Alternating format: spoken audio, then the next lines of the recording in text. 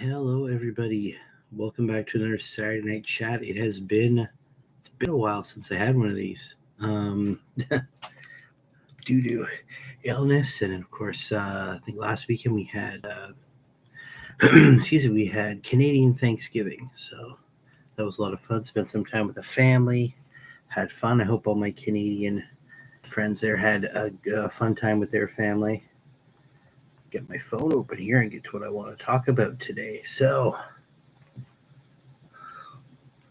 it is the Halloween season, right? I've got Halloween crap all around me now for the kids. And, we're starting to get all the spooky, spiritist stuff out there, the goblins and ghouls, the spirits and specters. My kids have watched untold amounts of Halloween entertainment already. We've watched new stuff. We watched some of the old stuff that I remember watching when I was a kid.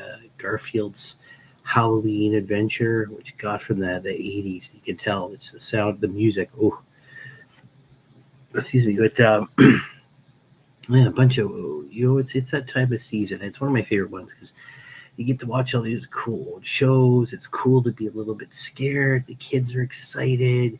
You get to watch some cool stuff. They start playing horror movies everywhere. I mean, won't be long before I've watched Nightmare on Elm Street like 80 times because it's just everywhere, right? Not with the kiddos though; they're too young for that still. But I thought it would be the perfect time to talk about horror, right? Whether it's a cosmic horror or being hunted down by some sort of psychotic maniac. Horror and 40K have been linked forever. Games Workshop puts out a whole ton of horror novels. A few that are set within the Age of Sigmar storyline, but a lot more in the 40K. And a lot of that has to do with what people like to call the cosmic horror. But before we dive into that stuff, obviously today was Warhammer Day, a ton of previews. I just wanted to cover those quickly, right? So there's a whole bunch of stuff for 40K, for the Age of Sigmar, for the world that was the Warhammer, excuse me, Warhammer, the old world. So we got a whole bunch of cool stuff about the Kingdom of Bretonia. Fantastically cool models. You have your knights again on, some of them are Pegasus. We have knights on foot, which is always rare to see, but very, very cool. Whole bunch of cool stuff for that. I like the fact that and we actually have a sort of a timeline now. It looks like early 2024. I'm just reading it here. That's when the new range will be available. So it's good to see, obviously, early 2024. So probably January, February, we will see that pop up. Just go with your, yeah. So for what was it called? Hold on a sec here. Wrong one. Where'd it go? Okay, so yeah, then Age of Sigmar, we've got book 3 of the Dawnbringers, The Long Hunt, which brings us 2 characters now. We've got Thanos, I don't know.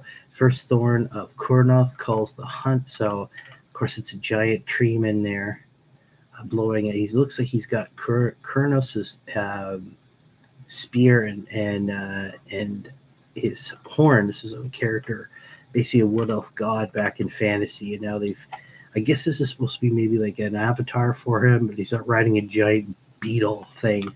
Looks pretty cool. Yeah. Let's see here.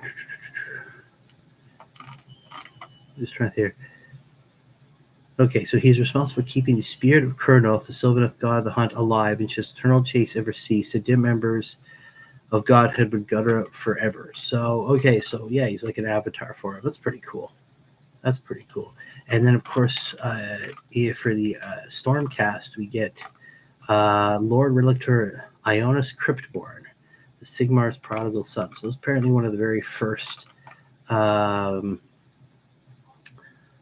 He's one of the very first. He's the first Lord Relictor, and he's basically apparently been on a hunt separated from the rest of his forces, looking for a way to stop the. He's looking to cure Yes, the flaw in the reforging. Affliction, which has robbed his closest friends of their hearts and minds, left his own voice no more than a sepulchral rasp. So basically, for Age of Sigmar, when when one of the Stormcast Eternals is reforged, they lose a little bit of themselves. Eventually, they're just warriors, almost mindless warriors, just going out killing for Sigmar. So that's the flaw, right? So those are pretty cool. And he's riding a giant. Where is he? He's riding a Draconith Cathorak, who has his own morbid quest apparently. And it says here, when the day is won, rumors say they wordlessly speared away those stormcasts, become too changed by the scouring storm of reforgings. So again, he almost feels like he's Astaroth the Grim for the Blood Angels, right? He's freeing anyone that's fallen to the Black Rage. He takes out obviously 40k-ness. He seems to be spirited away these warriors to do who knows what. Hopefully that'll be something to explain. Of course, we got a preview of, just looking here, got a preview, just looking through what they got here of, where'd it go? Yeah, there it is. Kill Team Salvation, right? That was a pretty cool thing to see. Scouts, the new Space Marine Scouts versus a whole bunch of the yes, Eldari Striking Scorpions. There it is. Just forgot the name. So apparently they are, here is Eldari Striking Scorpions seeking to rescue a Farseer from maniacal magos. Find themselves battling against the Space Marine Scouts called in to defend the clandestine experiments. This is really cool. So a lot of the other ones you're fighting on planets. Obviously, there was lots of you had your Death Court of Krieg versus orcs in an orc infested or orc changed place. Then you had the Gallo Dark, which is all fighting aboard a ship. This one, it says here, prepare to skirmish atop in seaborne industrial rigs. That's cool. I did see the terrain itself looks like lots of platforms, lots of raised platforms. What it was, well, now we know it's seaborne, which is really cool. So maybe the rules for knocking people into the deep, dark seas, obviously, that's pretty cool, though. But it's the new Scout models against a bunch of new Striking Scorpion models. It's cool. Some of them are actually almost bareheaded. So you actually see faces for once, which is I don't think we've ever seen Striking Scorpions with actually like almost some of their head bare, so you can see their face, which is really, really cool. And then the big things, obviously, they gave us new information on the Necron Codex, and Imhotep the Stormlord is coming back, so he's getting a brand new model, which looks very close to his old model. Obviously, a million times better now. It's plastic. He still looks regal and very dynamic model. It's cool. And, of course, the new Codex, which he's on the cover of, it looks like. I might be wrong. Well, it might just be Lord on the cover, but it does look like him. Anyways, but and all the cool rules for them. And, of course, we got the new one, the Sidonian Scatros, which is sort of like, it looks here. Yes, the Sidonian Scatros is a sinister sight, stalking a position on its stilt-like legs before standing deathly still. A living cyborg watchtower that scans the battlefield for targets. It's perfectly engineered sniper with little escapes. It's all-seeing, Achillean eye, and fine-tuned elimination protocols. So yeah, it's actually a pretty kick-ass weapon. No matter what he takes, he's got the Radium Giselle, which is anti-infantry 3+ heavy precision. It's strength 5, AP -2 damage. It's a pretty nasty thing. And then he has the Scatros Transuranic Arquebus, which is anti-monster 4+ anti-vehicle heavy precision. So you can arm him for monster and vehicle hunting or for anti-infantry hunting. So that's pretty cool. He also stealth and lone operative. Wow. Okay. Now I know a lot of people I've already seen. It's funny because I've already seen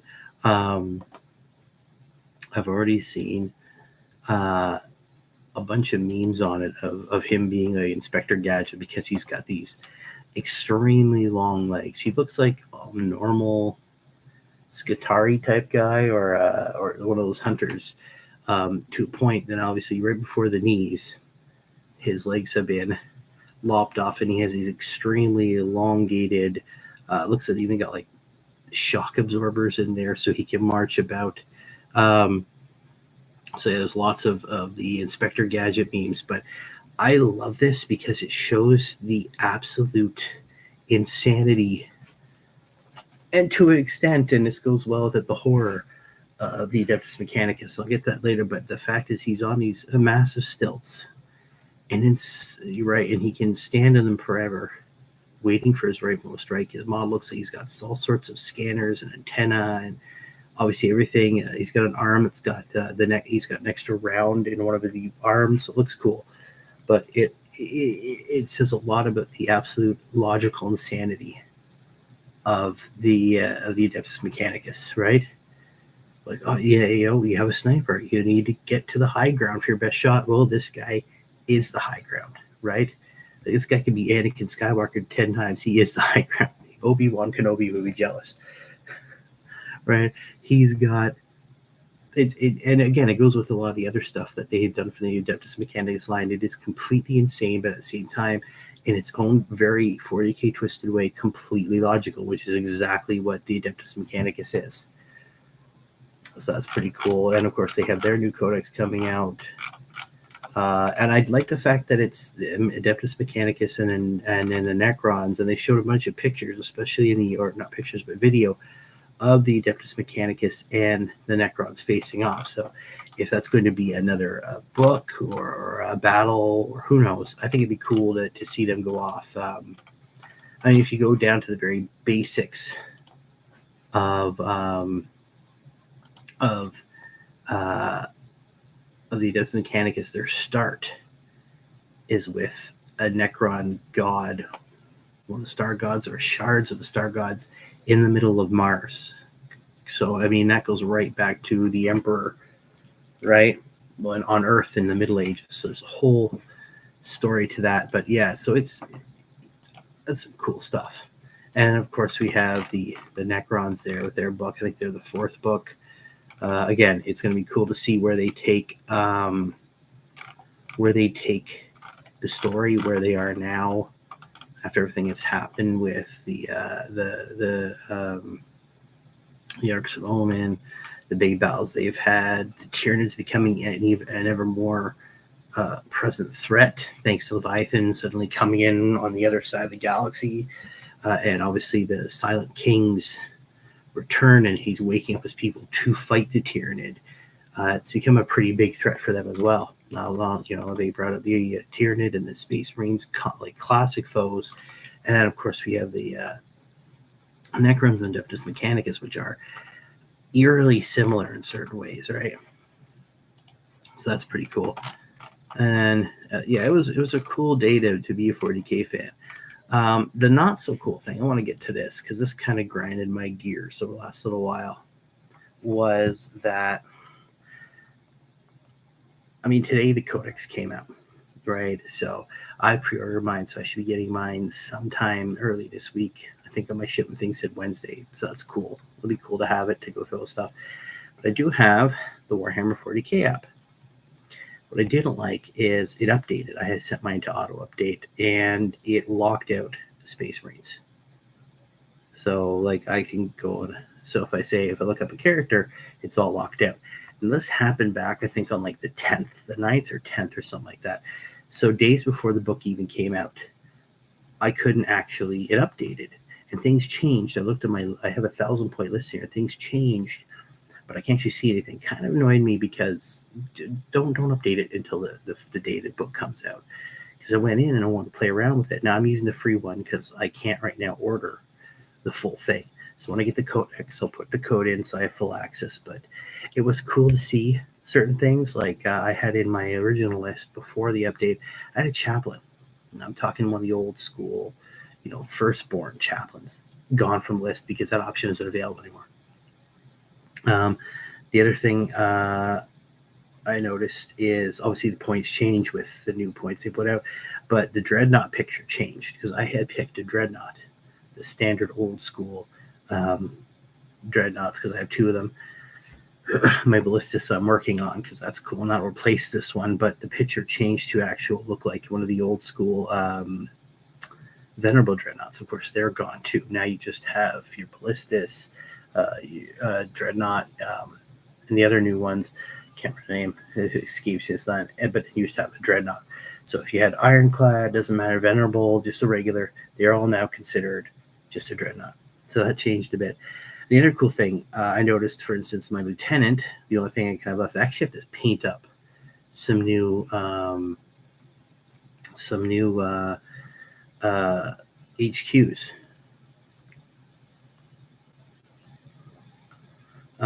Because I only have my scratch built lieutenant. Actually, over here I want to show him something else, but I only got this guy now. It's my sort of scratch built lieutenant that I built from one of the display ones, and then put on the head, changed up. But anyways, he's changed now, right? So beforehand he had a close combat weapon, a bolt pistol, and a master crafted bolter rifle. Well, now he just has a master crafted bolter. Now I gotta wait until I can actually see when I get in or when I get the cooks to see what the difference is now. Because if I look up my an intercessor squad, they still have, if I add one here, give me a second here, they still have a bolt rifle. So I'm not sure. And I look at the model, it does have something that looks like a bolter, but obviously it's much bigger, right? So I don't know. It's kind of weird. Obviously, one of the changes I wanted to see. It also has made me rethink the list a bit more. I had a 2 rhinos. Well, I switched rhino for Razorback to go with my Devastator squad. But at the same time, without knowing I have a tactical squad, and my chaplain was going to lead a tactical squad. Well, he's gone now. And without being able to see what can lead a tactical squad, I may actually just retire my tactical squad entirely. I have 3 of them, so I may just get rid of them entirely. But yeah, that kind of bothered me. It's like, guys, you've switched this up on us, and now we can't use it. Right? Obviously, I get it. They want to sell the codex. They want you to buy your full codex, and I agree with that. Not in terms of here, take my money, but definitely, I think buying the media that's out there is important. Right? It's disappearing on us quick. If I go on a little side rant here, having your own carbon, like a hard copy of something, is very important because you own it, right? At any point, Games Workshop could get rid of this app. And if that's all you've got to go on, what have you got? You got nothing. A lot of games out there, you just download it and then you've got it, but companies can still take that away. If it's an online game, there's Friday 13th game. It's a big one. People love it because you get to run around Camp Crystal Lake as the horny teenagers or Jason, and you get to kill everybody. But it's being shut down now. So if you've bought a copy of it, it's an online game. It's going to be worthless soon. You've bought something that you can't use, right? That's why I love playing those old school games. I love watching all the retro gaming YouTube channels, and I've got a whole bunch of. I've gone out and found old stuff like an old N64, PlayStation 1. I've got my PlayStation 1, 2, 3, 4, and I find you don't need the internet to play the old ones, and you own those games. They're yours. So I agree with that. Rant over. I agree. I think it's good that we should. I'm going to buy the codex. I'm always going to buy the codex because I want to have that concrete thing in my hands to read.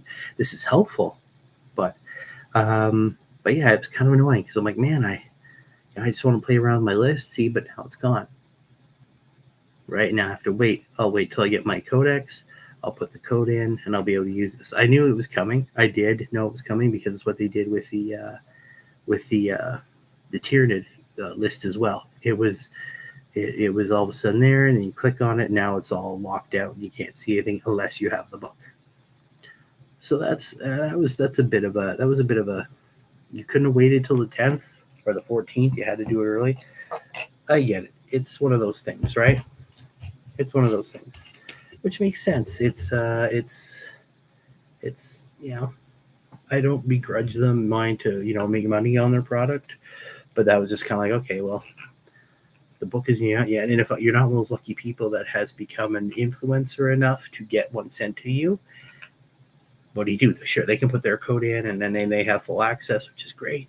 They need that to but for the rest of us, great, 4 days of nothing. Thanks, GW.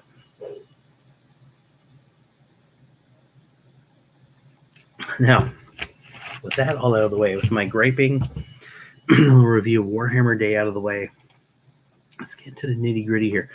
Excuse me. Did I miss anything on the Warhammer Day, though? No, we talked Bretonians, Salvation, that's cool. The new Age of Sigmar stuff. The Adeptus Mechanicus. And, of course, the Necrons. That looks like it's it for, right? And then they had the Warhammer Day model, which was kind of cool.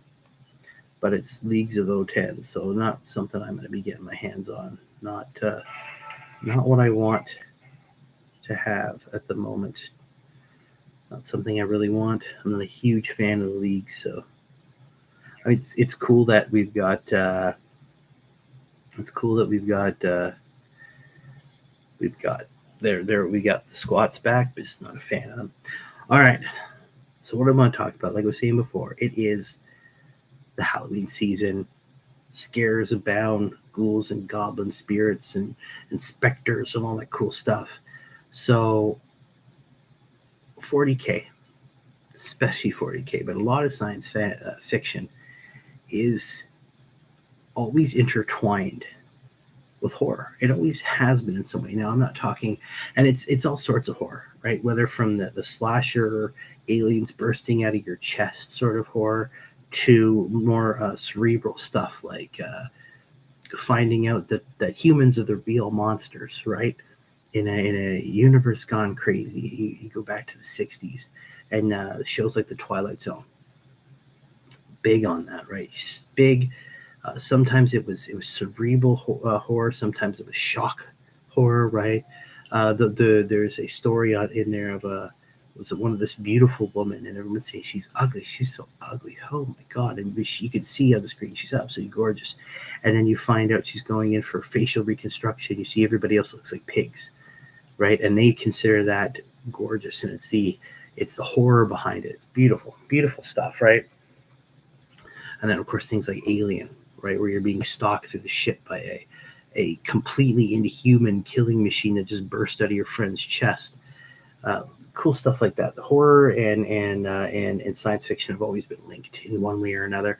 I mean, it's the same in the fantasy realm, but with the fantasy realm, I think there's always been more of a magical side to it. You're fighting against vampires, creatures of the night, very scary zombies and all that.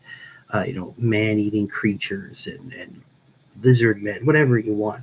But I've always found it was a bit more. It was always a bit more sci-fi. Always had more of a horror element to it at all times, right? Even you get your pure sci-fi. You get stuff like I say pure, but whatever. Things like Star Trek, right? There was a few horror elements in there, on particularly scary episodes that they wanted you to see, but mostly that was science fiction. Explain the human condition in a more comfortable, since it's set in the future way. Things even like Star Wars, which was more like high fantasy meets sci-fi, right? Knights and evil emperors and roguish, charming, thieves and all that cool stuff. And then you add in the Force and the lightsabers, and it's all very heroic. Excuse me, but when it comes to 40K, there is so much different horror elements in it. It's absolutely amazing. And a lot of it is just great stuff. And again, it runs the gambit all the way from, I think one of the biggest ones is the cosmic horror, right? And that, again, it's a lot of that is chaos, right? I actually brought this guy in sometime about. This is that model that I converted into some sort of, I don't know if you can see it very well, into like a chaos, like a demon prince. It's from another complete game, but I just repainted it, and I did a video on that. But again, demon princes, chaos, demons, and mutations, and these these elder dark gods sitting in some far off, unreachable place, messing with the souls and the mental scape of mortals. There's an absolute ton of stories in that, right? Now, there's also the more, I want to say, mundane horror of war that they put in there, right? The epic battles between guardsmen and orcs, or guardsmen and Chaos Marines or Eldar and all that. Just these epic battles, right? There's the horror of war, we don't really look at it when you're on the battlefield. You got your Space Marine against a Necron.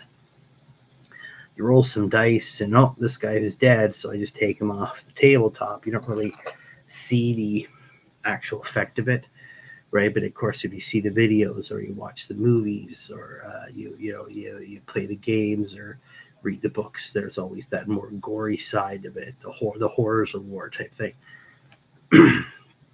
But yeah, so you have the cosmic horror, and that's like I've read so many different stories on that, and it's usually always the same. There's always some big twist to it. I remember reading an anthology book years ago. This is early 2000s, third edition, and of course there's the epic stories of these. You have these stories of the Space Marines fighting off against against orcs. You've got guardsmen doing this. You've got all the big stories. But there was one in there. It takes place on a freighter, as it always does. And this freighter captain has taken, excuse me, has taken some sort of bribe. He's taken some payment to get these very scared people off with their daughter to get them off this hive world, and he smuggled them aboard, and he takes off, and everything seems to be going well, as it does in horror movies. Everything's sort of horror stories, and it isn't until he goes down to check on them to find this girl chained up in one of these cabins, and this couple performing odd rituals, and he's stunned. He's like, "What's going on? This is." And obviously the story they told him of being his concerned parents or something was all a facade. And they're freaking out. They're about to jab this girl with something, and he stops them, and they're like, no, no, no. And then instantly this girl goes from this scared, frightened, shaken thing. And she's like, oh, well, my friend's here to play. Does her the head tilt this way? My friend's come to. And of course, she summons some sort of chaos beast from the warp, and it starts ripping the crew apart. So we go from, and that's the beautiful horror element of it. It's a cosmic horror. This is a little girl, obviously some sort of psyker. She's this innocent looking child, right? And she summoned this friend, and of course it rips the crew apart. They the bridge crew barely get out of there. They escape in an escape pod as they fly off. Right, leaving the ship as the ship just gets pulled into the warp, gone. Right, which is really, really cool. But that's again, it's the horror of this little girl being the instigator to it, right? And at the end, again, to add a bit of the normal 40K humor, a Dark Eldar pirate ship shows up, going, "Oh, this is a plump little morsel to pop."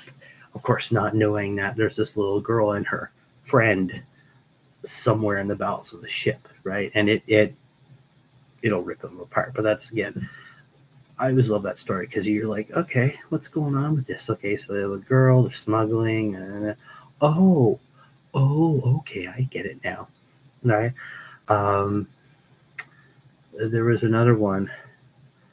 Hey, Hellchild, yes, it's okay, man. Yeah, we're talking horror in 40K. Just mentioning how much varied horror there is in the 40K universe, all the way from the cosmic stuff to the mundane stuff. I'm talking just about those stories that are, and 40K is ripe with it, just absolutely ripe with it. But there was another one in a book about Necromunda. Of course, it's got lots of cool stories. There's a Cal Jericho story. There's a whole bunch of them, right? The last part of the book is a novella, which starts off pretty cool. It starts off with these Spryers. So they're the noble children, the noble-born children of the high-ups, and they don these special rigs, each one doing something different. And then they dive down into the underhive there and start hunting and killing and all that to try and get these kill counters. And then they can come back up. When they come up successfully, they've sort of proven themselves. You survived the underhive.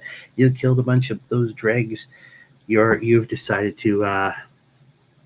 Yeah, I'm sure it did. Yeah, there's some amazing stuff, and that's how it starts off with these guys going down. And then as the story goes along, it actually pulls in other characters and other stories, and things get twisted in. Um, Actually, and no, sorry, it starts off with a crew on a boat in one of the sub pump areas trying to find something to only have their boat. It's actually a submarine taken over by something. And at the very end of it, this Spire who survived the gang he came down with a group was slaughtered. And he escaped, and he goes through all these other ordeals. At the end, he finds this boat, and it's been taken over by some sort of god. It's like, I want to say it's kind of like the Borg. This like nanites, little mini robot thingies took over everybody and turned them all into this collective, and they want to bring peace and unity to Necromunda, all this strife and death, and you see a lot of it. Gangs fighting gangs, redemptionists trying to wipe out simple folk just trying to live, right? It's crazy. And at the end, though, this guy gets captured and he gets brought in, and they send him up, and they send him up to start maybe spreading it through the Hyatt families. Of course, they're discovered. There's an Inquisitor with a bunch of Space Marines. Their Space Marines wipe him out, and of course, the ship down below, in the sub and the goo and all that, the horrid water is filled with this crew of this robot hive, if you want, and they go, oh, they saw it because they're all connected. Like, oh, we can wait. We'll, they'll post guards for a while, but eventually we'll become myth. And no one posts guards on myths. We can wait, and they just sort of sink back in the water. Again, there's a wonderful sort of horror element to that, and the fact that these things are sitting there, they're waiting, and no one can stop them. If they got up there, you got lucky this time because there was a bunch of Space Marines with melted guns just roasted this poor bugger. But yeah, that was it's wonderfully written, and that it's great because there's all these twists and turns. It starts off with this boat getting taken over by these weird things, this clicking sound and a high pitched squeal as this thing grabs for the crew, and then and all of a sudden these spires going down. The stories are completely separate, but then in the end they come together, and you realize just how horrible this stuff is. So I loved it. I thought it was great.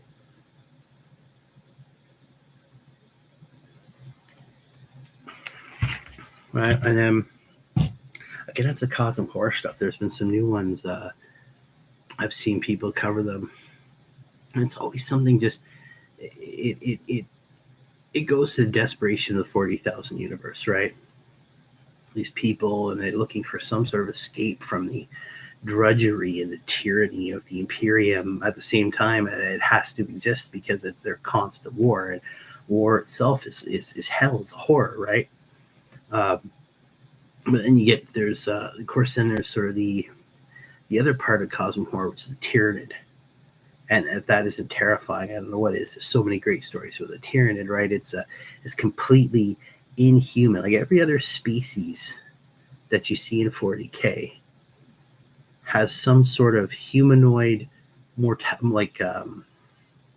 humanoid mortal component to it. Obviously you have the humans, you have the Imperium, even Space Marines, while super powerful, bioengineered, killing machines, at their core still human. You got the Sisters of Ab Guard, even the Adeptus Mechanicus with all their buildup, they're still mortal, right? They still can be destroyed. You have things like the Eldari, which have sort of, or the Eldari or the Drukhari have somehow found a way to cheat death and sort of become immortal. At the end, they can still be killed. They can still be destroyed. There is a finite amount of them. They can only take so much. Even the Necrons, with their, if their bodies destroyed enough, more often not, the bodies will vanish, or depending on what's happened to the Tomb World, they can be rebuilt. Even that has its limits. But then you have the Tyranid, orcs. I mean, you can kill 1,000 orcs, and the way they spore out as they die and they move, it leaves spores around, which will grow more orcs. So even in their way, But even that, if you scour enough away, you will eventually get rid of all the orcs. They again they're finite. Then you have things like the Tyranid, completely inhuman, outside the galaxy, and they work on the many layers. Just the sheer mass of them. Imagine standing there, trying to fight this massive, living horde of creatures that are shooting out of living guns and are shooting living ammunition that is now chewing through your best friend's face. It's literally the ammo is eating him. There's massive ones in the sky. There's clouds of them. There's more coming down all the time. And it's endless. And even if you destroy them, they don't care, because when they win, and more often not they win, they'll scour everything up, pull it all the ship, and do it all over again. If you can defeat them, that's great. If you defeat the ships, you get the splinter hives, you break them down. I mean, they can be defeated. Obviously, it is a foe that needs to be able to lose, right? Or it'd be like, wow, why am I playing anything other than Tyranids, right? So fluff-wise, but there is something. And the fact they've mentioned there is some sort of malevolent intelligence behind it, it makes that much scarier. Again, it's on a cosmic level because they've got these massive ships that have traveled through space, through the distances between galaxies. That's massive, right? That's huge, right? The fact that they can make that is a testament to just how well they survive. And then the fact that even if you kill them, they're still going to come back, no matter what. And there's that horror element to it. Again, when you start throwing in things like the Leapers and the Lictors and Gene Stealers and Gene Stealer cults, the fact that they can manipulate you on a genetic level to make you completely subservient to their will, again, just absolutely crazy. I love it, right? It's just, again, and again, it's hard to see when you're playing a tabletop game because you just put models down. You're concerned about your strategy, your tactics. Do I use this stratagem now or later? Should I go for that objective? There's all these other cool things. But when you read the fluff, sometimes you just get a little tingle down your back. Oh man, that's crazy, because it's just right. And again, all the chaos stuff in terms of cosmic horror, demons popping out, and people become like mutated and then deformed by the powers of these elder gods. Basically, sanity going. I don't know how long it would be before I messed myself if I was sitting there fighting a mortal enemy and all of a sudden reality just sort of split in right in the battlefield and outside, and this sort of wound in reality opened up like a sick wound, and out came whatever demon you could think of. It'd be horrifying, right? My mind gone like that. But yep, I'm checking it out. Just gonna go over here and blabble to myself in the corner because I've lost it, right? So there'd be that kind of craziness, right? Well, yeah, lots of crazy stuff going on with that. And then you turn to the other horrors that are out there when it comes to things like, the orcs, the horror of fighting something that savage, that crazy, that absolutely, in its own way, completely assured of its ability to fight. And that's all. And the harder you fight, the more they love it. There's that horror. One of my old coworkers at Games Workshop said, orc humor is like this. It's like hearing. It's like someone telling you an old man fell down the stairs. You go, oh, right? But to actually see an old man fall down the stairs would be horrifying. You'd be like, oh my God. But to hear it, you're like, oh man, that'd be horrible. Oh, and you give a little giggle. Like, not that you're a bad person, but you're like, oh man, old man fell down the stairs. But that, of course, and that's the way the orcs are, right? It's one thing to go, oh man, this orcs are hollering and daka shoot, wah. But then actually to read the stories of how brutal they are, you'd be like, oh my God, no, right? So again, horror comes in all shapes and sizes in 40K, and that's what I think I love most about it. It's cosmic horror. Then there's things like the Necron, right? Which really, I mentioned this in one of my other videos. They tune into. I got this Royal Warden here. I'm got him painted a while ago. I actually just painted up the other 10 Necron warriors that came with. This is from the recruit starter set from last edition, right? So I got them painted up because I'm working on a Halloween video. But there's that they tune into the whole. They're kind of the undead. Like I said, they're the undead of 40K, right? But they go into that whole the fear of death, the fear of the unknown. The Necro Warriors move like kind of move like the undead. It's slow, purposeful. You can take them down, they get right back up. They can repair themselves. They can, do all that sort of stuff. There's a cold malevolence to them because you're literally looking at a skull when they're trying to roast you with their Gauss rifles and all that. Actually, I was watching parts of the Pariah Nexus story, and that was a perfect horror story, right down to the very last part. Now, I haven't. Sorry, it's in my eye here. Jeez. I haven't been able to watch it fully because I don't have Warhammer Plus. Thank you, Quebec. I'm going to keep griping about that. But the whole thing is a fantastic. I mean, it's got great characters, but it's a whole horror element to it. You have this sister of battle at one point, and spoiler alert, you haven't seen it. I'm going to give away some saying. You have a Space Marine sergeant all alone, right from the Salamanders chapter, whose gunship crashed. She's the only survivor. You had a sister of battle, another lone survivor from her sisters being wiped out in a last stand against the Necrons in one of these worlds in the Pariah Nexus. You've got the civilians at one point that they discover that the Salamander sergeant discovers, and he's trying to save, trying to give them some hope, because that's what Space Marines are supposed to do, and the Salamanders are very much about that. You've got guardsmen roaming around like zombies that have been experimented on by a certain Necron character. We all know who he is. Featured heavily in the Pariah Nexus stuff, right? Especially at the end there. He's been experimenting, and so now there's guardsmen. You see Cadians, and you see Krieg, the Death Corps of Krieg. They're walking around like zombies. They're just muttering to themselves incoherently, but they see something, they have to attack it. And at one point, the sister's got to fight them off. The Space Marine sergeant has to fight them off. Even there's a Death Mark at one point who has to fight some off because they're again, it's and they're all alone. Each time they face something, it's alone. There's a horde of zombies. No, each one's been different. The Space Marine sergeant deals with my boom, boom, boom, boom. He's a Space Marine set. He's an intercessor sergeant. Takes him out like that. But no one's business. But of course, the other beautiful thing about it, there are questions of faith in there. There's questions of duty in there, which is always great to throw in, because at certain points, dealing with this stuff, again, another great horror element is what it does to people.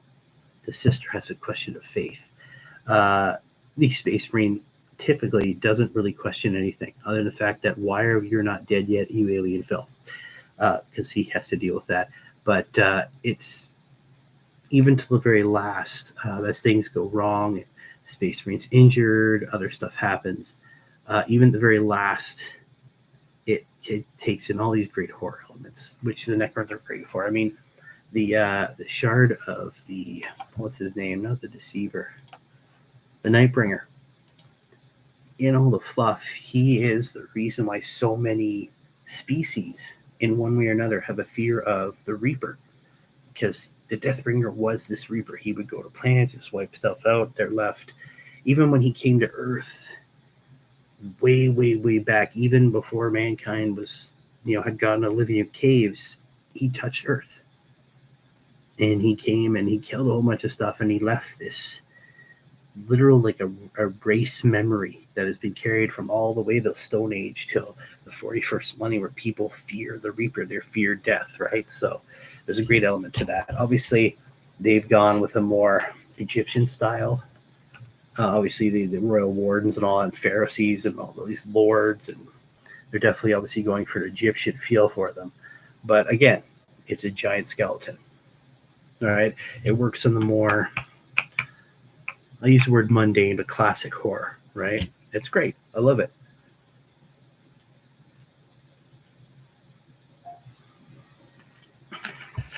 And, again, and then you get into sort of the technological horror, things like the Adeptus Mechanicus, what they're willing to do to themselves, what they're willing to do to planets in the name of technology, rogue AI, stuff like that. There's a whole bunch of cool stuff in there. Just what the horrors of technology run completely amok. I mean, we've seen lots of stuff. The Matrix movies are all about that, right? It's much safer sci-fi.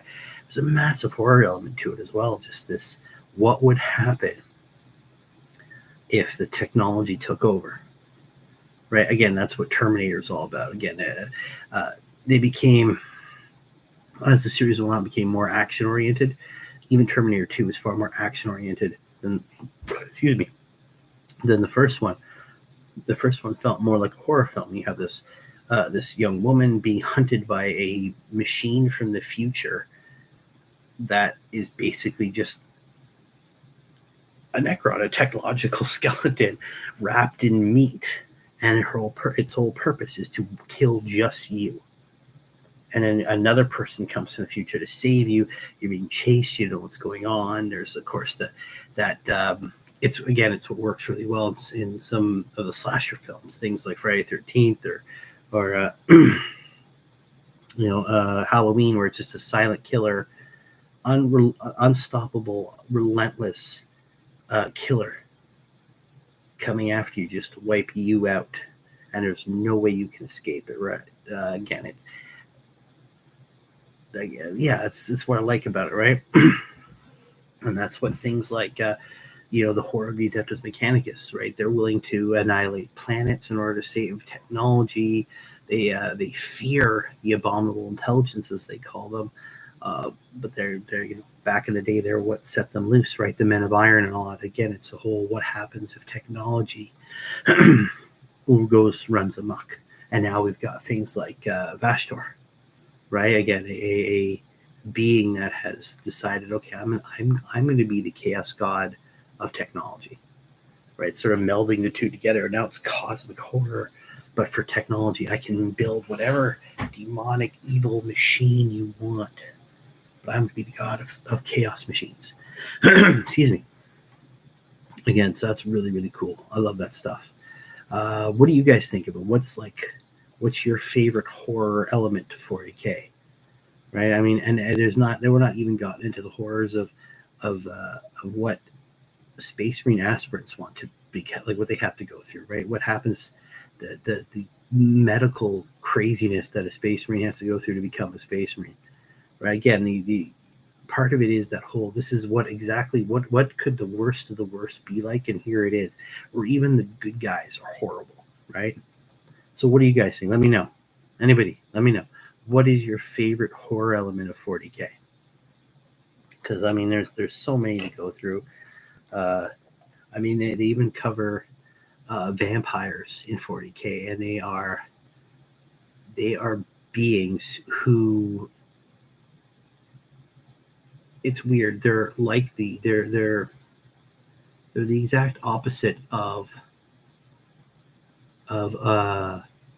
like the what are they, blanks? People who have no spark in the warp. Vampires are like that in 40K, but they figured out how to take their other side of them out of the warp and bring it themselves. So they're not actually connected to the warp at all, but it does something weird to them. It's very weird, but they have stuff like that in there. I mean, the Blood Angels are basically vampires, right? That's what they've given them this. Again, I remember second edition where they started really making the difference, and they had the Angels of Death book. And I mean, the artwork they had for Mephiston was basically, and it's actually cool because they took that artwork of him, is wiping the blood away from his mouth, a big sword, the cape billowing around him. That's actually what his new model can do. Like the new model from Mephiston, the new model, you can have him either, I think it was either with a plasma pistol or his hand in his mouth. That was one of the very first visions of him, and he looks like he's supposed to be like a Batman-y vampire, Dracula type character, right? Running on the whole classic vampire mythos, right? So again, that's more in the classic horror genre, right? But yeah, so I mean, there's even a horror to these guys, Space Marines being made, right? Even something like you think of the noble Space Marines, the Ultramarines, right? And these guys, the crap they put themselves through to become a space. You're not even a full scout yet, just to get to the point where they go, okay, well, you survived long enough, maybe we'll make you a scout. We'll see what happens. We'll some more training. If you survive that, you're good to go. It's just crazy stuff. But yeah, I know. You guys tell me what you think there. Let's go look up something here. There's another horror one. I can't remember what it was anymore. Where was it? If I can find it here.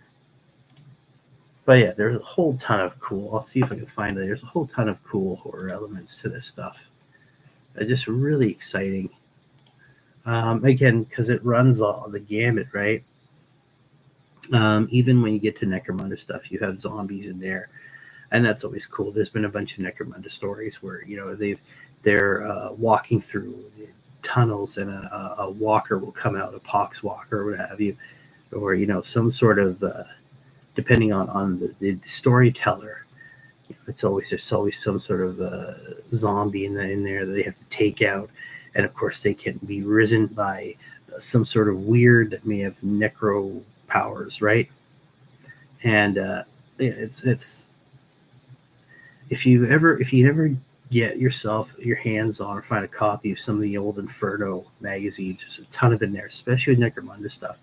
They're fighting off against it. Again, it runs against the gamut. They're fighting off against scabies, which are sort of like weird lizard people that live at the bottom of the hive. They're all cannibals, right? So there's that horror element of being eaten. There's again, they usually went with spiders, giant, evil, and malevolent intelligent spider creatures. There's all the weird sort of techno-arcanic stuff that's still going on down there. It gets woken up by a hive quake, like that story I mentioned earlier. There's a whole bunch of really cool stuff in there. Again, it sort of runs the gamut of all the different horror genres you can go through. You get the classic zombies all the way up to the malevolent techno plague that wants to take over the hive. Right? Again, it's cool. There's been and of course, there's just the general slasher thing with, oh no, here comes a psychopath with a giant chain axe and he slices people apart. Run. There's no way to get away from him. Oh dang, dead. Right? There's been a few of those as well. So it's all varied. But I know it's cool. And it is funny. The more you look at it, the more you see how absolutely intertwined horror and the sci-fi element can be. Right?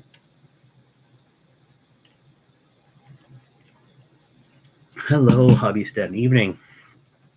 Let's put the question here. Talking about horror in 40K. What is your favorite horror element?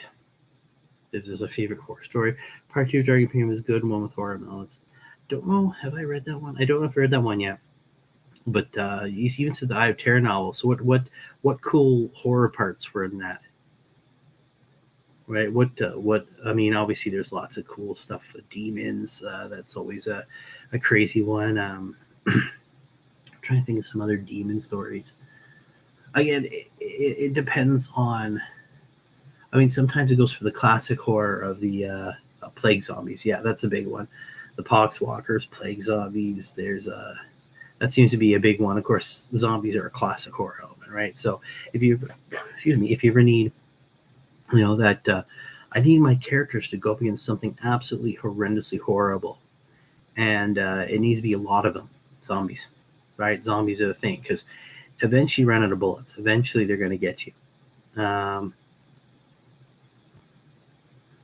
orc forming a dark pact with dark chaos gods becoming the biggest orc. That would be terrifying. Yeah, and chaos would love that. That's also, again, that's sort of that dark humor or dark humor horror where you're like, oh no, right? You're like, that's an orc forming a pack of chaos. That's hilarious, because it would infuriate the hell out of chaos just trying to talk to this orc. You're like, oh wait, now we have a chaos powered orc. Ooh, that's not good. I remember in the Demon Hunter Codex for 3rd edition, because they wanted to, because they kind of made the Demon Hunters, Witch Hunters sort of very specific. They put in the back of the book different narrative elements, and one of them for the Demon Hunters was fighting against orcs that had fallen in with Nurgle, thinking that Nurgle's resilience and all that was actually one of their orcs, was one of their orc gods, either Gork or Mork, and so they would sort of tricked it. So now you had demonic orcs, which is pretty cool. A nice, cool way to fight to fight off, to add some elements of narrative in there and give them a sort of a horde army to face off, other than like demons, which aren't very well back in the day weren't that hordy. They're a bit more hordy now, or they can be depending on how you play them. But yeah, that's cool. Plague zombies, chaos orcs. That's always terrifying. Just trying to think of some other ones. There's just a ton of them. There's one recently, I can't remember the name of the book, but the story is all about, again, this hive world that's slowly going nuts, as I was doing. Eventually, this guy finds out his friend the whole thing takes place in a butchery, right? They're butchering all sorts of meat to feed the massive drones of people and all the stuff. And eventually his friend has been listening to the talking corpse of a pig, which then turns into a demon. And yeah, it's kind of unsettling, because then they start feeding people to the pig to keep it satiated and keep them safe. With all the insanity, as it gets worse and worse and worse and worse, and eventually they just give themselves over to it. This massive, yeah. Again, that to me, that's the cerebral stuff where it's not just, ooh, look, your friend's face got blown off by a gene stealer, and now it's trying to kill you and it's hunting you down a dark hallway, or stuff like that, or you just got hit with a 1-ton orc axe as he's swinging around laughing. Again, there's a horror element to that, but it's the cerebral stuff I think is the best, because it shows the brain sort of devolving into itself. That's the right word, as they slowly lose their sanity and go completely off the edge and into this. And that's what a lot of that old Cthulhian, all those Cthulhian stories are about, all these elder gods destroying man's insanity or sanity and making him insane and destroying everything and turning everything into this craziness. That's chaos, right? 100%. And then you have things like, I think the image I picked for the community post I did for this was an old image from one of the Dark Eldar books of one of their grotesques, right? Mythos, what's up, my brother? Right, again, that's another bit of that horror element of these. You have these homunculi that'll bend and break and twist and augment and maneuver and sew and bolt and take something that was once human and humanoid and turn it to this massive demonic, but it's not demonic, killing machine, right? And they'll do it on anybody. It's a fantastic Tau story where they, in their naivety, made a deal with the Dark Eldar, and the Dark Eldar said, "Hey, we right," and in that deal, suddenly some of their people disappeared. Thought, we're in the middle of a war, maybe they're dead. And then when the Dark Eldar returned with these giant, grotesque things, they looked sort of familiar. And then one was finally killed. They looked at it and said, "Oh my God, this is Tau. This is one of our people. What the hell?" Of course, then they got betrayed by the Dark Eldar, and you learned a solid lesson of never trusting the Dark Eldar. But there's that whole twisted side to it of how they found their immortality through the pain of others. That's a classic horror element too. The whole how monstrous is someone before they've gone way too far, right? And that's Dark Eldar or Drukhari society to a T, right? They're all monstrous creatures. And they stay young on the pain and suffering of others, right? There's been horror stories about what was it? There's the myth of that woman who bathed in the blood of virgins and innocent people to keep her youth. Is exactly, they've taken that classic horror mythos or whatever and turned it into a whole species, right? And you have the homunculi, which twist in and can take normal humanoid things and twist it around, right? All right, I don't remember the title. It was about Imperial Guard on Night Watch. He's freaking out the whole story, but we never see the ending. Yeah, I mean that's probably one of the good ones too. That whole when you're completely alone in the dark and you know something's there, but you can't see it. You can feel it deep down inside. You can't see it. You can't smell it, but it's there, and you know it's going to get you. And there's an inevitability. That is very reminiscent of a lot of Japanese horror. Not the gory stuff. That's kind of like anything else, but that cerebral stuff, like what is it, The Grudge or The Ring, right? Well, that's what we hear. But Ju-on and Ringu, as they were called in Japan. Again, there's this element of you being stuck in something that you will never survive, and that's the thing. No one really survives, and that's the thing. No one gets out. It's too powerful, and there's this whole, and that adds to that level of horror by the helplessness of it. I think that's a perfect example of that. The guardsman who's completely helpless. Wait, you can't trust your new friends. Wear cloaks and scarves made of human skin. Well, I mean, sometimes we all make mistakes, Mythos. Sometimes we just make mistakes. I think they learned from that one. Ringu is great. I just watched Ringu. Yeah, I mean, they're great movies, and there's a whole again, it's that element of you're not going to survive this. There's no way. It's just too much for you, and that's part of the horror. It's the helplessness. And again, it's the element of fear, which 40K is ripe with, as it's supposed to be, right? And that's why they do create characters like Space Marines that don't have any fear, and they become these shining paragons of in the darkness, right? I know the Japanese ghost chillers aren't it's cup of tea, but I like those. They are good. I think. Yeah, exactly. Yeah, dealing with the Dark Elders like Hellers. Yeah, they're going to show you amazing things by ripping your skin off and then turning you inside out while you're on chain. Yeah, it's pro. I'm pretty sure that's where a lot of Dark Elder stuff originally came from, was looking at things like Hellraiser, because those homunculi are twisted. The original models, I mean, now they're still twisted, but there's more of a 40K element to them. They look like they belong in the 40K universe. The original ones were just these twisted things with weird things coming out of them. It could have been Hellraiser, right?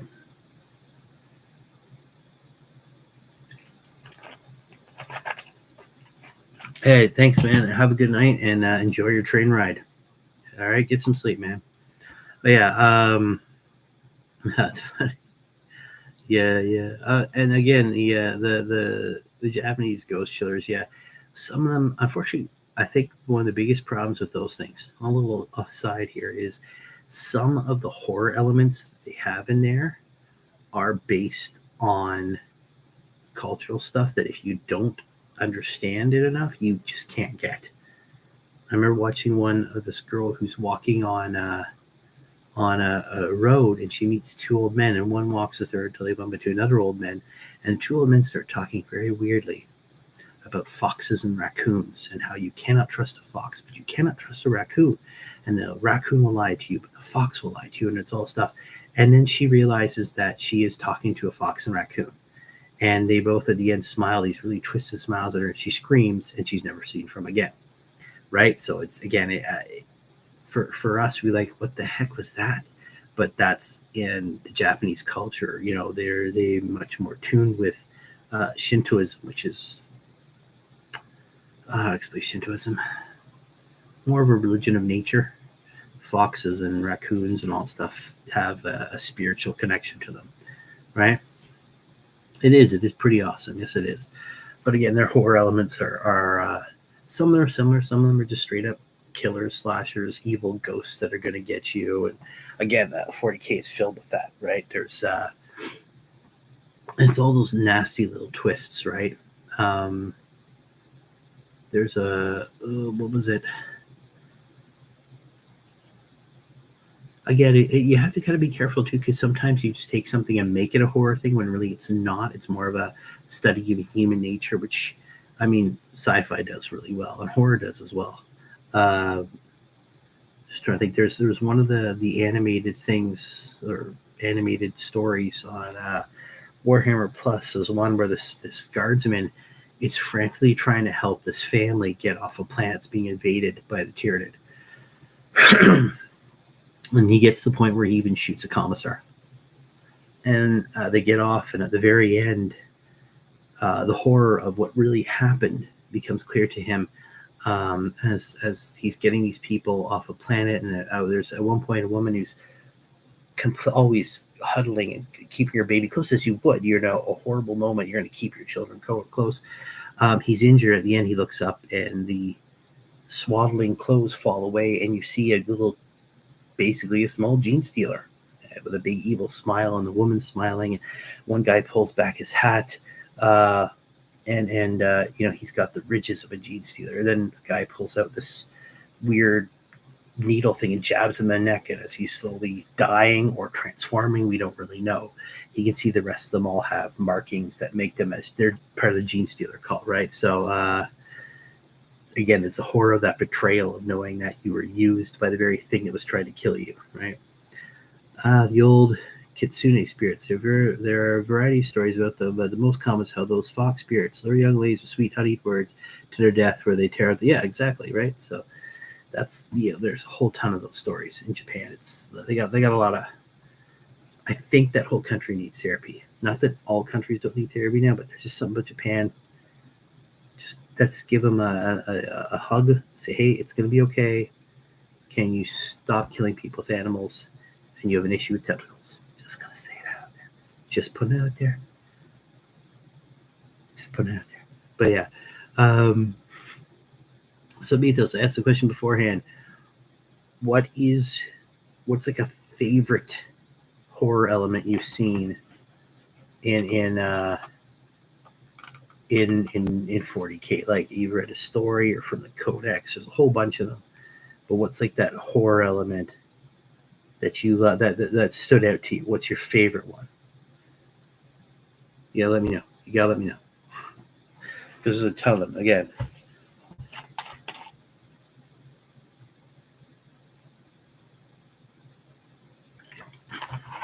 Ugh. Got thirsty. A lot of talking tonight. Hope you guys are enjoying this. I know it's not. I just got in the mood with the Halloween season right now. The kids are watching. I mentioned at the very beginning there. There's lots of kids out there. I got the kids are watching. Oh God, what have they watched? We've watched Ghostbusters. We've watched a whole bunch of Disney and cartoony horror stuff, I should say. Halloween stuff. Lots of Mickey Mouse Halloween stuff. Garfield. God, there's a whole bunch of stuff. Kids, we've watched movies, Halloween movies, a bunch of those DreamWorks Halloween stuff with Shrek and all those characters. So yeah, lots of cool stuff, and of course they got all the Halloween and all actual horror stuff on there, the Friday the 13th and all that stuff.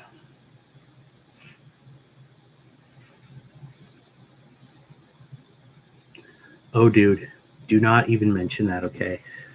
I know what you're talking about. Okay, in the third early adventurous book, he and his best friend were on a chaos base out of Terror.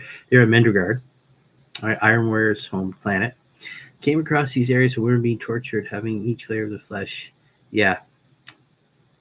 Adam, how's it going, man? My favorite horror element of 40K is body horror, servitors. Yes, I mentioned that. Just the sheer terror of what they go through to, limbs amputated. Yeah, don't, Mythos, they're not ready for that, man. They're not. Do you want me to talk about that, Mythos? Because that is probably one of the most horrific things of 40K. And if you tell your friends about that, they will run from 40K. Do you really want people to run 40K? All right. But yes, the body horror stuff. That's what I was mentioning earlier about the Adeptus Mechanicus and all that. You asked. I did ask. I should have expected someone to mention that. I did ask. That was my fault.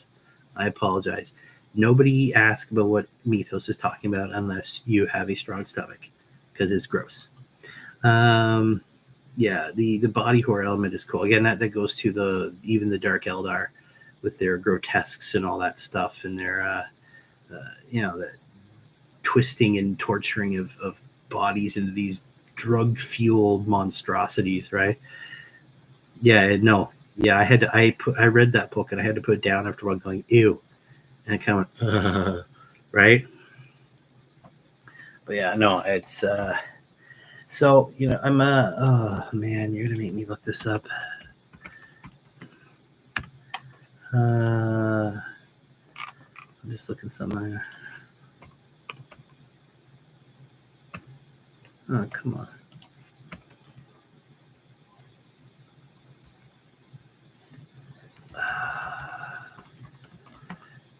You're gonna make me look this up. Yeah, men. So yeah, Medringard is the planet they landed on, and yeah, it was yeah. I'm just trying to look up where it's the Unfleshed. I'm just trying to see if it's actually going to give me the name here. I'm trying to find it here. Basically, it's a factory of Chaos Space Marines, and they're not mentioning it here because it's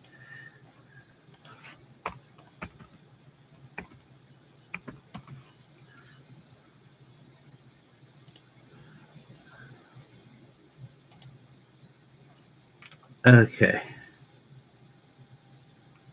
All right, I found it. It's gross. I don't know if I should tell people about it now. Yeah, the Abtermal favorite for the shock and awe. Yeah, I mean, that's what Chaos is good at. So it's the Demon Kulaba. That's what he's talking about. Okay, and he's yeah,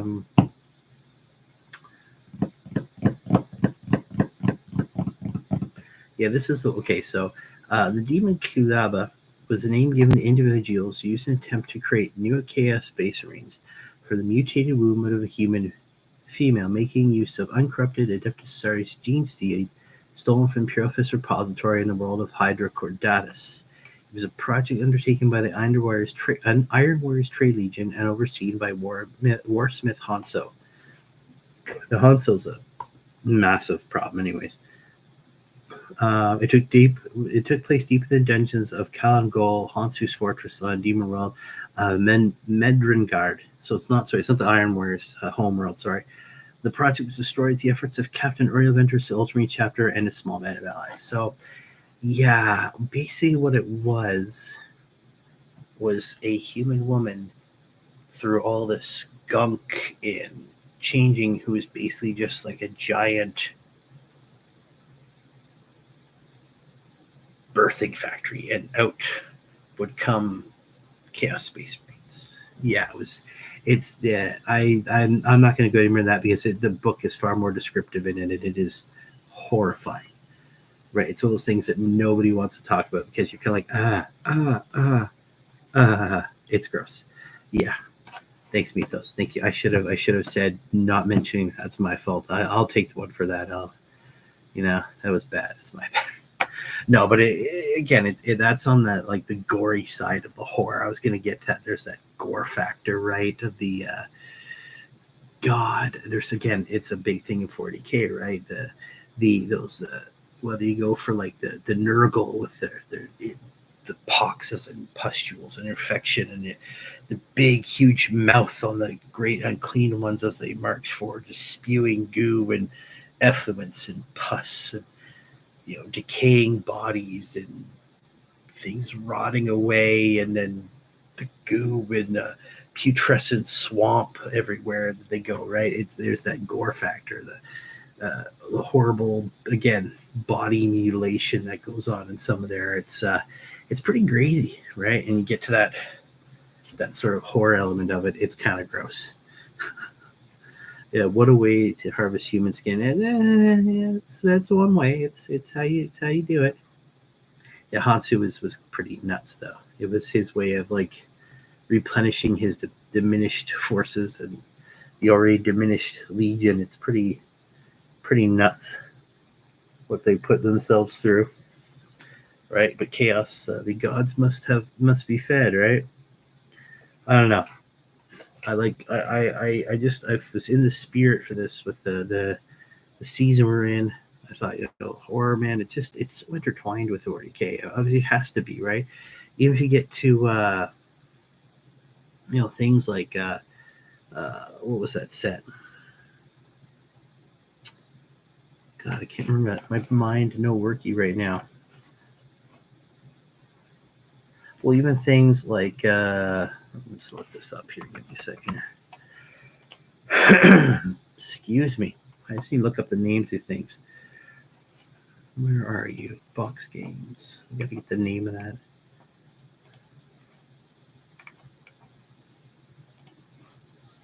There's Blackstone Fortress, right? I mean that has horror mounts too. You have a small group of survivors, or not survivors, but adventurers trying to figure out their way through this, and they're being hunted by robot sentries. Again, there's that whole inhumanity to it. Just walking around, all of a sudden people are getting blasted apart by them. The amble. I mean, there's a horror element of being hunted by something unseen that just bursts out of the ground and starts chewing on you. Again, going up against the chaos cultists and all that. Hey, no problem, no problem. Glad you guys are here. The more the merrier. We've been talking about all things horror in 40K. So the question that have been put out is what is your favorite horror element in 40K? With a story or a bit of the fluff or something that's stuck with you, right? Yes, hello Ash and Greg. Good to have you here, guys. So that's what we're talking about. We've been going through all the horror stuff, and whether you go from the cosmic horror of chaos gods reaching through the ether to wind away the sanity of mankind, to the weird body crap that the Adeptus Mechanics of the Dark Eldar, even just the gore factor of seeing some guy's head explode after getting hit with a giant meat cleaver.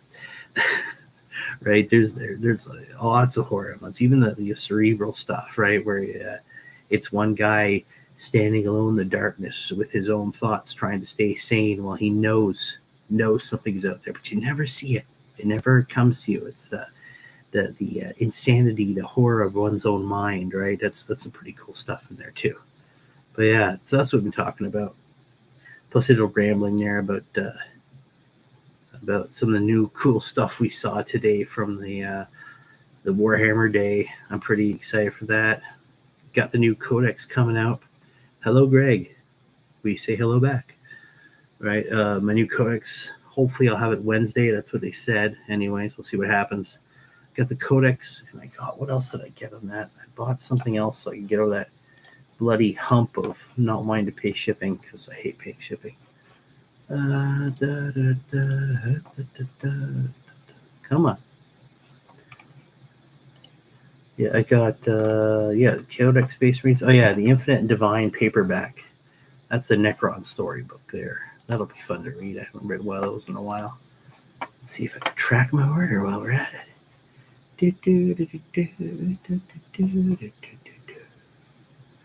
Ooh.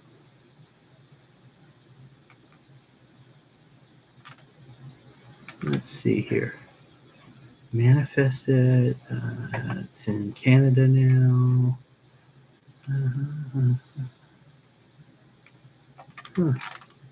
Should have it soon. Hopefully by early next week. Probably Tuesday or Wednesday, probably. But yeah, that's what I'm getting. But yeah, what is your favorite horror element or horror moment from Warhammer 40,000? If you're new, there's always something. Whether it could be reading something about the endless waves of Tyranids as they swarm over a planet and the inevitability of you getting turned into Tyranid chow, right?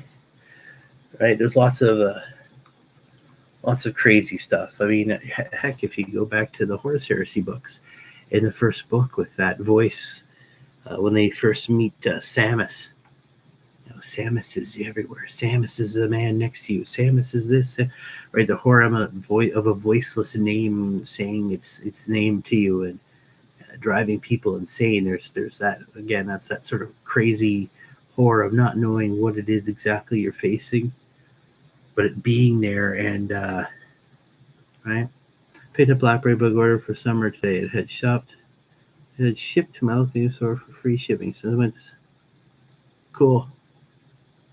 Oh, nice. Yeah, new stern gear. Yeah, those models are cool. I got my 5 built. I got to get it painted up. Sadly, that's, to me, that is one a bit of my horror now, is that I have to basically repaint a full Space Marine army at this point, because all my old stuff is, well, slowly going away. Like I said earlier, obviously, though, something that's been grinding my gears is that Games Workshop updated the free app. I'm using the free version because I can't subscribe right now. Oh, thank you, sir. You're a cool model, sir. They updated the app. And they did this back on like the 9th or 10th. And with the update, they locked out all the Space Marine stuff because obviously the book is out today. You got to get today or very soon. You got to use a code to unlock it. But so it's kind of, you're like, oh, well, I guess I'm not using this app for my Space Marines right now. Obviously, there's other ways, but it was cool to see some of the changes. I couldn't go any further. But the list I had a chaplain there, like old school chaplain. It's gone now. The list just got rid of it because that doesn't exist anymore. They have a chaplain. It's no longer a Primaris chaplain, just chaplain, but it's obviously the Primaris version. So I have some HQs to start painting up. I think I'm going to go with the apothecary and apothecary biologist, biologus,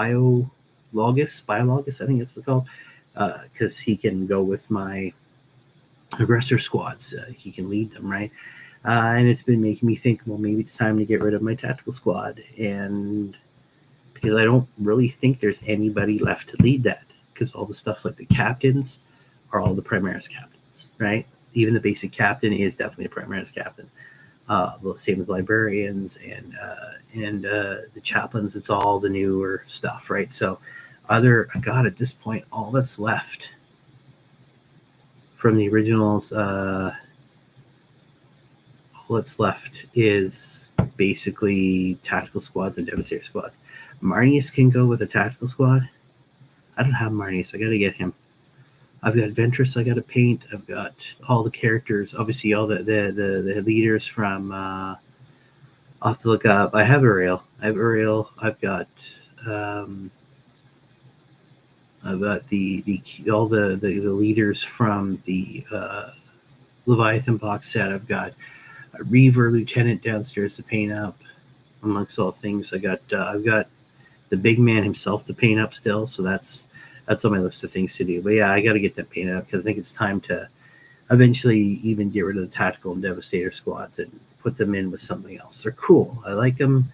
Tactical squads, whenever I get to play a game, will be used to grab and guard my backline objectives or closer objectives. Well, I have the Infernus Marines, the aggressors, my assault intercessors will be out capturing the other objectives and taking stuff out. Those guys, along with the Devastator squads, will be staying back, guarding my objectives, and adding fire support, right? Because they just don't have the punch necessary to be up front anymore. So that's unfortunate. And I'm going to play around with this, but I got to wait for my coders to come in to fully play with it. So, but yeah. Marnius is cool. I got to get Marnius Gallagher and his guard there. I was a whole bunch of stuff I want to get, but all in due time.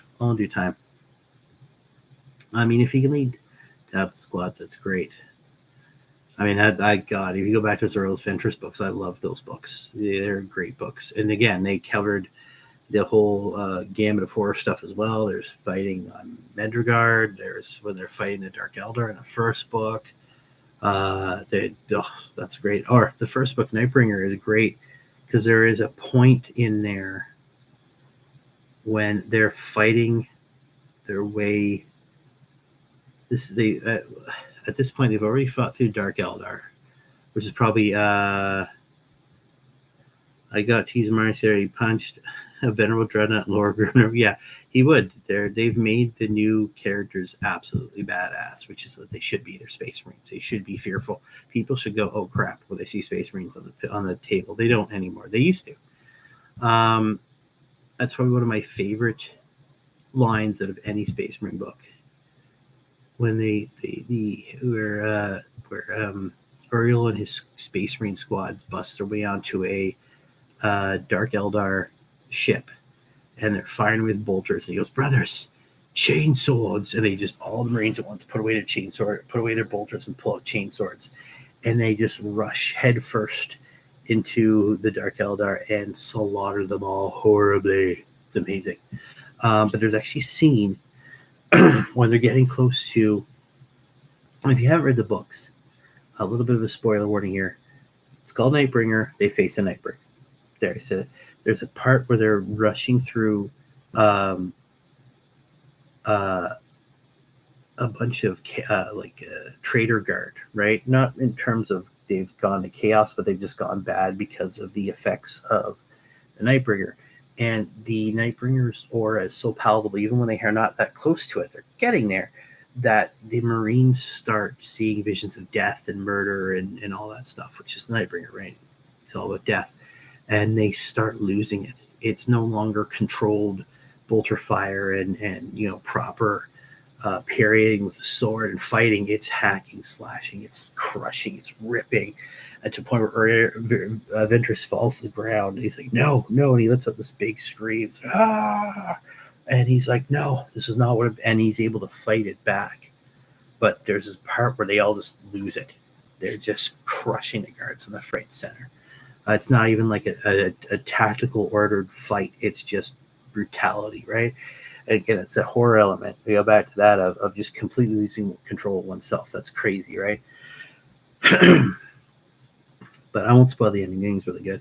But yeah, no, there's definitely, that was cool. I love that scene when they charge the Dark Eldar. Brothers, chain swords. Yeah, and then they rip them apart with chain swords. That was cool. Anyways, you guys, back to it there. What is your favorite horror element that you've seen in 40K? Let me know. And that was my first 40K novel. Oh, well, that's an awesome one to get. That was a fantastic novel to get. I can't remember my first novel was for 40K. I think it was an anthology book. Yeah, I think it was. It was definitely. I think it was the anthology book that had that story about the little girl I told earlier. That was a good one. There's Space Marines in it. It's got everything, a little bit of everything, and then of course, I believe, that actually had. I think that's why I got into the Uriel Ventress books afterwards, because at the end they have a novella where Uriel Ventress is actually fighting on a Space Hulk against what appears to be orcs at first, but they realize orcs are running for something, of course, and turns out to be gene stealers. And they manage to escape and blow it up and all that good stuff. But then they race back going, that there's the Nids are on their way, right? So, but yeah, then I went, oh man, that character's kick-ass. And I had to get the rest of the books, and I read them all. It's pretty freaking awesome character. I like the fact that they were able to make him cross the Rubicon Primaris there. So now he is a Primaris Space Marine. It's really cool. I should probably get him done up because he looks pretty cool. And the fact that he's got, his specialized bolter and the Sword of Ideas, which is, it's an important relic to him as it is, just a kick-ass looking sword.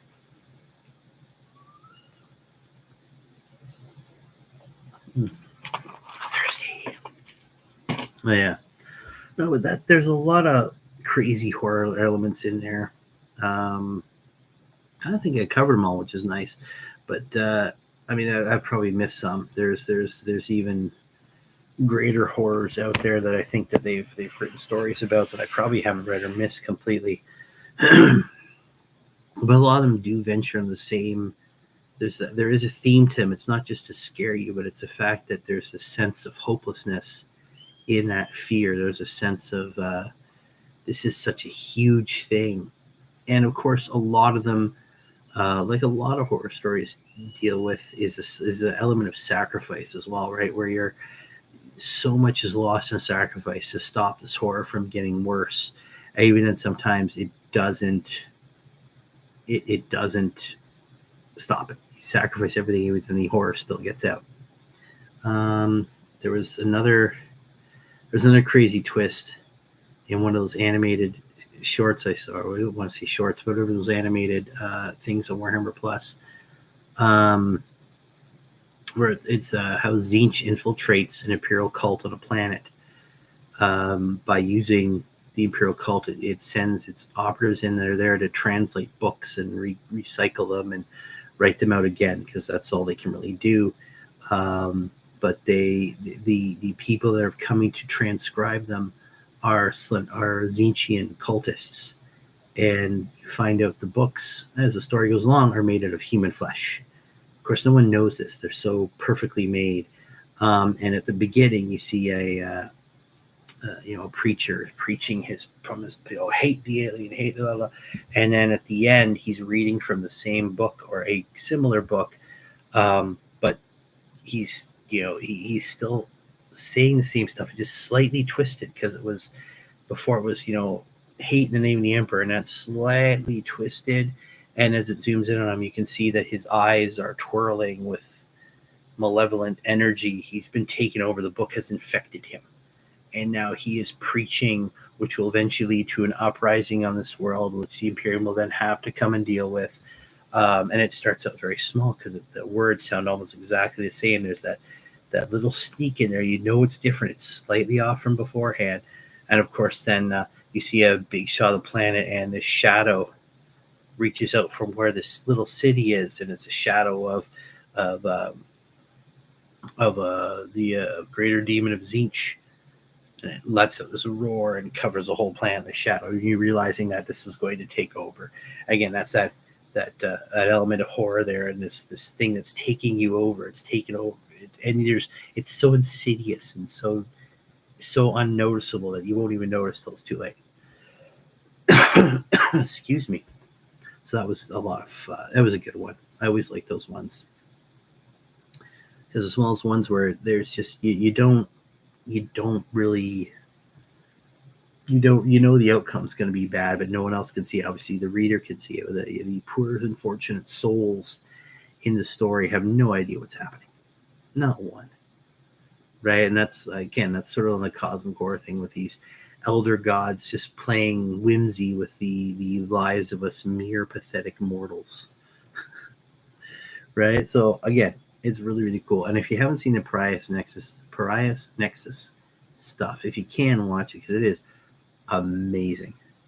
It's got everything you can want in a 40K story, and it's great. And there's some nice little twists in there that you go, oh wow, okay, that's cool. It's cool to see these characters interact, some of them, and that's fun. And again, it really delves deep into the atmosphere of hopelessness, which is again a big thing with horror. No matter where they go, it's dark. Even when it's the lights out, there's that reddish tinge to everything. The polluted, the atmosphere is just covered in dust and debris, and the smoke of still burning fires. At night, there's a green tinge to everything. It's just a world that's fallen.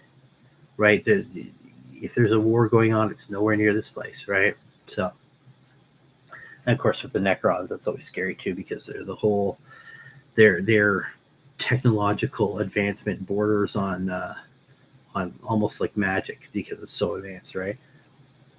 Excuse me. So there's that crazy twist to it too, and there's several scenes with certain characters, I want to ruin it, doing horrible experiments and literally pulling the souls out of its victims, and then having it spiral around, this energy spiral around in his hand, and then he just crushes it. Whatever. I don't need this. This is pointless, right? So yeah, it's cool. It was really cool. You guys should definitely see it if you can't. I will hopefully get to paint some more Space Marines soon, because I got to get. I think I'm going to go for the Apothecary Biologus, because he looks cool as heck. Not much of a fighter, but I mean, again, I'm not even sure what the rules are anymore until I get my codex. So, but I think it'll be fun. I don't know. I think it'd be fun to do with him. I have a librarian to do, the Captain Terminator to do, and the lieutenant with the combi weapon and his whole Tyrannic War veteran feel to him. He's pretty cool. Again, that even that Even that trailer for 10th edition has some great horror elements to it. If you look at it, walking through the dark jungles, not knowing where an attack's coming from, being overwhelmed by an implacable foe. Even the scene where you see the biologist working on the dead Tyranid and then just being attacked from the shadows. You don't even see them there. All of a sudden, bam, the Leapers are on him, right? And he's having to fight them off. And or the librarian coming down and just, it's so awesome. It's powerful space librarian. And being completely overwhelmed by that psychic tyrant thing there's blasting him down. Just the sheer power, the brutality of them, the Tyranids, the Terminators arriving, and you get that little moment of hope before it's totally crushed again. You see them completely surrounded by Tyranids, and again, it's a crushing weight of knowing that even with all the guns, it's probably not enough to stem that tide, right? Again, it's that hopelessness which 40K is famous for, which goes so well with horror elements. And I mean, I always find it funny that then they send out they hit those plushies that they're selling, and one of them's a Nurgling or it's a Great and Clean One plushie. You're like, really? Or Sassy Nurgling? God love Sassy Nurgling, right? Again, there's always got to be some humor to it because at its core, I don't know if so much anymore, but Warhammer 40K used to be a parody of things, so there always had to be this sassy humor to it, a little dark humor here, a twist there, Excuse me. So there's always that fun part to it. Well, yeah. So let me know what you guys think. What if I hit the nail on the head? Do you guys think that there's some other horror stuff I haven't read or heard about? I mean, again, depending on what book you read, there's always something cool to it. The Necron book was always a bit terrifying back in the day. Not so much now, or in the same way. But the original Necron Codex was pretty cool. There's some pretty twisted stuff in there. Of course, the Drukhari Dark Elder has always been pretty crazy with the twisted things they'll get to defy death. Nid book's pretty cool. Just trying to think of what other stuff there's. We once took Keegan Library show on the way he failed. It was crushing, and he took his card. No, he's resolved Necron tin cans with remote control. Yeah, I haven't come across much horror, but I think it's down to my reading choices. Yeah, it's all there. And Necrons got that again. I was saying earlier, Necrons have the classic horror element too, of the slow-moving, implacable foe that can't be stopped. Whether it's obviously they went with sort of the Egyptian undead look to them, but again, you're facing up against a weapon, these giant robot skeletons that have the look of death on their face as they fire off these super-powered weapons that destroy you on a molecular level, ripping your atoms apart one piece at a time. It's pretty terrifying, all the way up to the Nightbringer, the very essence of death in the universe, the great star god that left a memory, a race memory on every race it came to. So that's why even up until the 41st millennium, mankind is terrified of death and the specter of death, right? So yeah, there's some great horror elements. I remember in the Third Ed Codex, I guess not their first codex, but yeah, their first real codex was the Third Ed, I think. Oh, excuse me. And the stories in there is one about the Deceiver, where they have one of the assassins. Can't remember which one it is now. Which one is it now? The one with the polymorphine. I can't remember now. Sorry, guys. Because she can obviously change her shape. And she's been sent to kill a out-of-control planetary governor. And she does it perfectly. She kills a bunch of people around him and then plunges her face sword directly in his chest, thinking it's over. And he flops back. And she lets go of the face sword. And then his body starts laughing and the head comes back up. And he goes, I was wondering how long it would take for the whatever imperial governor to mess around before he sent somebody, and the phase sword still in his chest, just sort of, think of like T-1000 from Terminator 2. It just goes in this liquid metal and he's sucked right in. And then, of course, he then changes into the deceiver, and he's like, and our poor little assassin sitting there wetting her soup, going, "Oh no!" Right? Again, the classic. There's a horror element to that. Even that, you think you killed this thing, all of a sudden starts laughing, and there's nothing natural about a dead body laughing, right? So, and then, of course, there's the what's really there. There's the horror stories about that as well. Um, there's even one, I think it's one of my favorite fantasy stories from back in the day. One of the characters in the Chaos books, I can't remember his name. He's the one, I can't remember his name. I think it's not Rodriguez. I can't remember now. Anyways, he used to be a doctor for the Empire, and he could cure anything. He was great at it.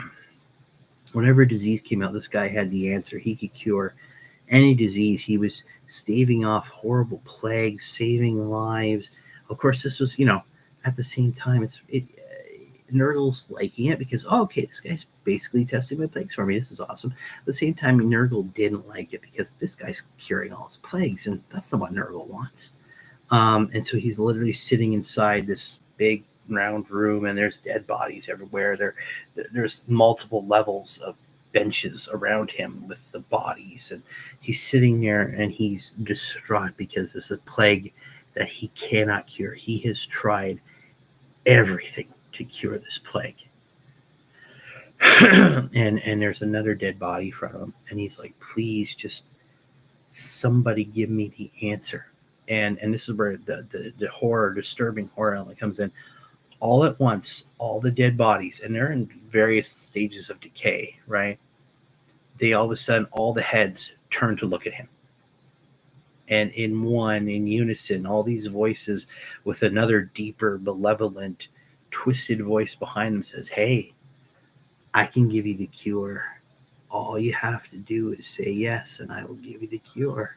And he says, fine, yes. And then the bodies just go limp again. And he's able to cure it. But then, as the way insidious way the chaos these elder gods get you is it's not enough anymore. He cured it, and then he cures the next one. But now it's like, am I really curing it because it's the right thing to do, or am I really just studying these diseases now?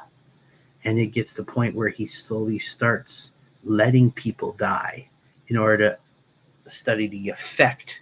So he's slowly slipping down that slippery slope to an absolute insanity and just becoming another tool to Nurgle, right? And now he's letting people die. And then it goes from that to actually infecting healthy people to see what happens to them and see how this plague spreads. Where if I infect over here, we'll go here. If I infect this, how does it affect this? To the point where he then became, a full-on Nurgle champion and fell completely, right? And those are those great sort of Cthulhian horror stories where there's really no escaping it, right? Again, we go back to the Japanese horror too. There's really no escaping it. You're toast, right? The minute that malevolent evil thing gets its sights on you, there's no escaping. You're done, right? And again, I think we all like those stories because deep down inside, the same reason why people will go on the scary rides and watch scary movies and go on the big roller coasters, because deep down inside, I think we like to be a little bit scared, right? We get so comfortable in lives. I think we like to just get a little bit of ooh, right? I'm not talking like people call them like jump scares. It's not really getting scared, just being startled, right? Now some people get scared by that, but mostly it's like, oh, you got me. Okay, you startled me for a second because you had the thing jump out when I wasn't expecting it, or you made me think it was happening here, but it actually happened here. So you startled me, but I'm not really scared. We like to feel a little bit of fear sometimes, just to kind of shake us out of our routine. Which I think that's the reason a lot of people like Halloween is because it adds a little bit of that scary element, right? The kids go out, get candy, sometimes they wear the cute or the scary outfits, and like I was saying earlier, my kids been watching all sorts of Halloween stuff, whether it's Disney Halloween stuff or Garfield. They've watched the Addams Family, the old school one with Raul Julia. They've watched a whole bunch of stuff, right? I've been watching a bunch of the Cinemassacre stuff because he's been going through a bunch of the eras of Halloween from the 60s, 70s, like up to the 80s right now. But I mean, it's cool, right? There's also a nostalgia thing. We like to think back to when we were kids, and we were scared by a lot more when we were younger than now, because part of the reason we lose some of the horror elements is because we realize what's real and what's not. When you're a kid, you don't, right? But yeah.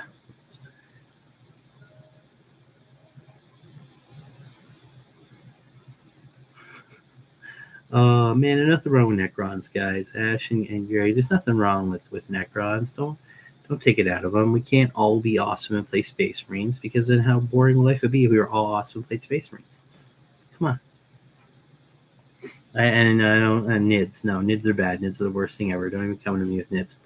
But yeah, so like I hope you enjoyed this guy, the little talking about the horror elements in 40K, because I think they're really cool, and it's always been I think especially 40K just lives in a lot of horror because just the insanity of that universe, right? I mean, Age of Sigmar, I think I mean, it's always had its elements, not the same way fantasy did, because fantasy really had a big element, with the vampire counts, with the ghouls. I mean, they're still there.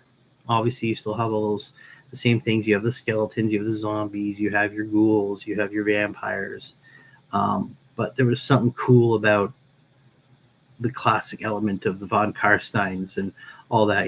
Basically Vlad was Dracula, right? And the all the dire wolves, and the images of those poor helpless Empire soldiers walking through the classic misty, dark, twisted forest, trying to fight off whatever evil, only be dragged down by zombies or taken out by skeleton warriors, or the classic, the Empire general freaking out, and Vlad comes up from behind us and gets him. Hey, I play Tyranids. Well, that is, I mean, the first step to knowing you have a problem is admitting you have a problem, and you've admitted you play Tyranids. So the healing can begin. The healing can begin. No, that's cool. Play whatever program you want to play. I mean, there's again, I love the Tyranids in their own way. It's pretty cool. I mean, I think they probably, I don't know. I haven't had a chance to see the new wow. Was that too much? I'm sorry. Was that a bit too much? No, man. I hope you enjoy your Tyranids, man. Enjoy whatever game you can play, because that's what I think we need a little bit more enjoyment in life, a little less of the negativity and stress out there. What do you guys think? But yeah, I think I'm going to wrap it up there, guys. Thank you everybody who came in and said hi. Man, if you can, go out and watch the things I talked about. Go read some of those horror books. Try and get some of those cool stories in, because they're awesome. And I think it's the best time of year to do it, right? We're in the spooky season, the Halloween season. So, yeah, but thank you everybody for joining me on this. I hope you had a fun time. And I'm glad to be back doing this. I missed a couple weeks there to being sick or having the good old Canadian Thanksgiving. But as always, guys, thank you very much, and keep rolling those dice. And I will see you very, very soon. I'm still working out some rules things here, but I will have a very cool Halloween episode out either before or on Halloween. It's going to have some cool stuff to it. Good night, guys. I'll see you later. Bye.